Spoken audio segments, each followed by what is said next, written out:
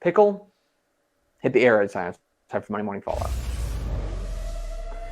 Monday Morning Fallout, of course, when we overreact to the football weekend, and oh boy. There is plenty to overreact to. Is there a lot to overreact to? Okay. Let's start with my 3 big thoughts. Please say it Thought correctly. number 1. What? Say it with the voice. No. Are you not entertained? We'll start with my 3 big thoughts. Thought number 1. I'm sorry, I didn't. This is a miscommunication because we're not in the same room. Are you not entertained? There's one game we're going to talk about that I think is going to dominate the conversation, but overall, I thought the area round of the small school playoffs brought the bangers. I thought we had some fantastic games. Bushland beat Wall in overtime in a fantastic matchup. We had there were games, I think, outside of the playoffs. Pearland Dawson's overtime win over Alvin Shadow Creek was incredibly impressive. You had absolute bangers everywhere you looked. And I think that is part of the allure of getting deeper into the playoffs, is that if you believe that too many teams make the playoffs, which they don't, but if you believe that, then what you think is that as you kind of separate the wheat from the chaff, so to speak, then the games are just going to get better and better. And we saw that at every level. Sterling City's win over Rankin, 100-88, is a certified banger, right? I mean, we had fantastic games at every single level of the brackets this week. But I think obviously one thing that a lot of people are going to be talking about, and I think are still talking about, is Corpus Christi Miller. Corpus Christi Miller beats Lampasas in a game that, like, we had diagnosed correctly, but I don't know anybody who picked Miller to actually beat Lampasas. No. But Miller beats Lampasas. What was the final? 56-52? Is that right? Yes. 53-49. They won by 4 because I know they had to go for a touchdown. They couldn't get field goal. And Andrew Body, their quarterback for Miller, put on an absolute 3-ring circus of a show. I mean, it was spectacular. It was so Ace great Whitehead, when games like that live up to the hype. I mean, that's exactly every facet of that game lived up to the hype. You know, you're so right, because that game, I think we spent the whole week kind of thinking about it, like, oh man, this could be great. This could be great. But a lot of times whenever you do that, what ends up happening is one team doesn't show up. And you're like, ugh, okay. Like, okay, I'll give you an example, all right? We were really excited this week about Malakoff and Pottsboro, right? Really excited about that. It could be a really nice nip and tuck game. Malakoff just goes and blows their doors off. Malakoff came out firing in that game.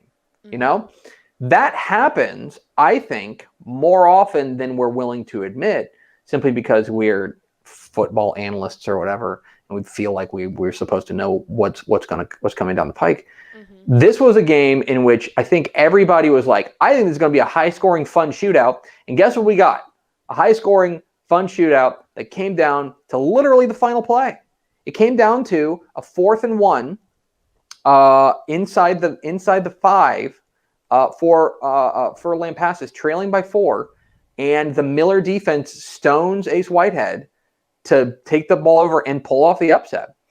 And now, by the way, I mean, here's, and it kind of gets into a bigger conversation of, like, we're a big believer that to be the man, you got to beat the man. Okay, that's like our kind of operating principle around here. Well, Miller just knocked off the number 2 team in the state in Lampasas, right? The team that I think I had picked to go to a title game. I'm fairly certain Step had picked to go to a title game. I'm fairly certain Ish had picked to go to a title game. Did you have Lampasas in the title game? Yeah. I mean, they were the favorite to come out of that right side of the bracket. So here's my question. Is it Miller now? I mean, who's going to stop that offense? That their offense and was so much fun to watch.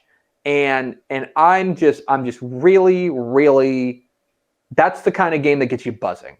That's the kind of game I've said before. This is going to sound really ugly, okay? But a lot of high school football games, if you take a look at, they're on an average Friday night in the normal times, obviously not now, but in an average Friday night, there are like 600 games scattered across the state. And realistically, 450 of them are not that interesting, okay? Like one team's going to run away with it. One team's going to do this, there's a clear favorite, this and that, right? When high school football is not always spectacular. It's not always great. But when it's good, it's the best. Mm-hmm. And that's what we got, I would say, over the course of the entire weekend. You had a lot of just outstanding games everywhere you looked. And it's going to make for an even more fun next couple of weeks. So that's thought number one. Thought number two, breakthroughs come in different shapes. So the college football landscape this weekend was just like torched. The schedule got absolutely hammered, and not just with in cancellations. Facebook, or did I say Facebook? I didn't mean to say Facebook. Not just in Texas. Yeah, no, everywhere. I was looking at Facebook. Mm-hmm. It was across the nation. I think there were 18 or 19 games that got canceled. It was terrible. It was awful. So, but we were left with 3 games, and I think that the overall theme to those 3 games was you had 3 teams, I think, make different kinds of breakthroughs. Texas State beats Arkansas State, and the breakthrough there is they finally won a darn stinking close game. Yeah. They had been close but no cigar like 6 times during the season. I mean, they had played teams really, really tight, but not been able to get over that hump, not been able to finally make that play. They finally overcame that. And I'm not here to tell you that Arkansas State is some world beater. This is not some outstanding, unbelievable, oh my goodness type win. But what this is instead is that this is a really, I think, an important moment for Texas State. They needed this to just believe that they can go out there and win a close game. So that was a breakthrough for Jake Spavital and company. North Texas beats Rice. Like that. I was going to say, especially with a shootout like that, because to be able to, it wasn't like this was a 10-7 and they were just trying to get a field goal. It was a shootout, and they finally pulled one off. To have to go back and forth and to throw haymakers at one another and to come up with that final haymaker is impressive. That final play, that's impressive. North Texas beats Rice 27-17, and the breakthrough, I would say, is that North Texas finally played a complete game defensively.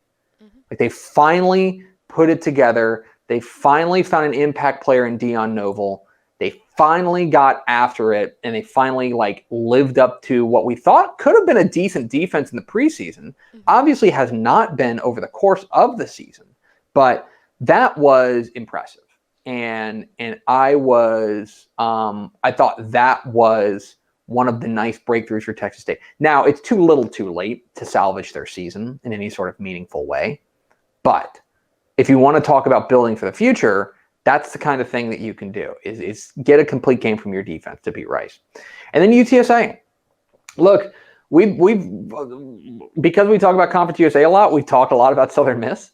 I'm not here to tell you Southern Miss is a great team, okay? But UTSA has 6 wins in their first year under Jeff Traylor. That's a huge step forward. That's a huge improvement. And what I appreciate about them is that they are winning games in different ways.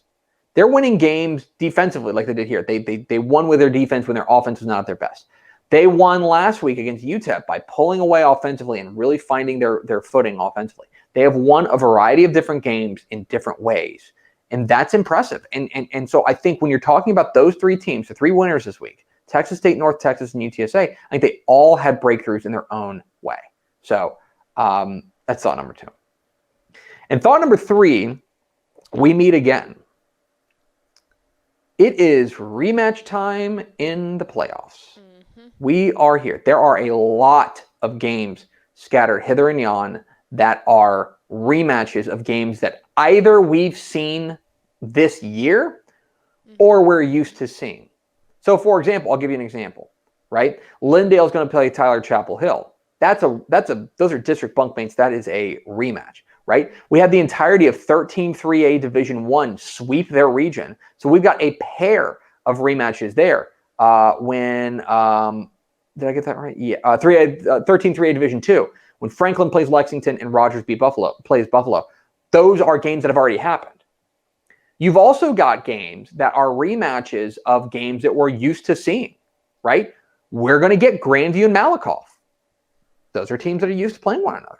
We're going to get Argyle and Waco La Vega. Those are teams that are intimately familiar with one another. Gunner and Wichita Falls City View are going to play again, right? These are teams that are used to playing each other that are going to see each other once again. And so that is, to me, what I'm going to be keeping my eye on is there a difference, right? Is there a difference in how do you measure what happened maybe 5 weeks ago, 6 weeks ago, sometimes means 8 weeks ago with what's going on now? And that's going to be kind of a challenge for coaches to find new wrinkles. And it's going to be a challenge for us as dum-dums who talk about it to figure out what's going on. So those are 3 big thoughts. Thought number, or rather, 3 helmet stickers. A helmet sticker for Wiley quarterback Marcus McElroy. He went 7 of 12 for 110 yards and 2 touchdowns passing, and another 109 yards and 3 touchdowns on the ground. A helmet sticker for Marcus McElroy of Wiley. A helmet sticker to Malakoff running back Deuce Hart, and I feel like you probably could have given it to the whole Malakoff offense, but Deuce Hart was crazy in this game. 134 yards and 5 touchdowns rushing in this one, in their big win over Pottsboro. I believe he had 5 touchdowns maybe in the first half.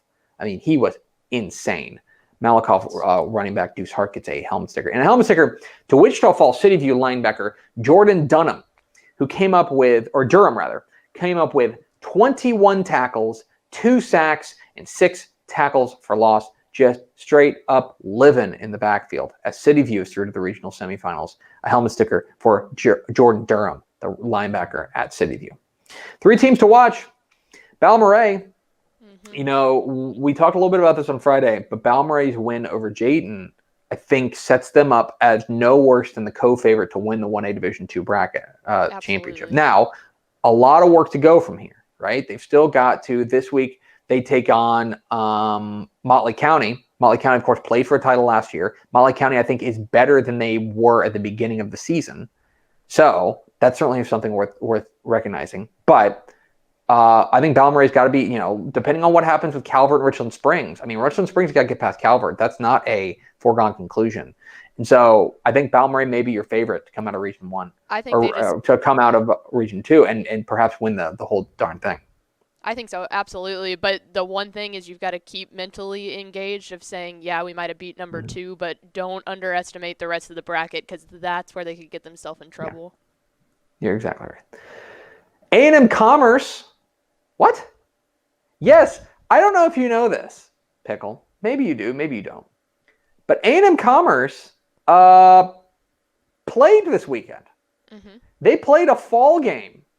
It was a fall scrimmage. The defense won 27-18 in the fall game. So David Bailiff's squad got out there and played. I know that they, that's a team we haven't talked about all season because they have not been playing. But yeah, A&M Commerce. Keep an eye on them.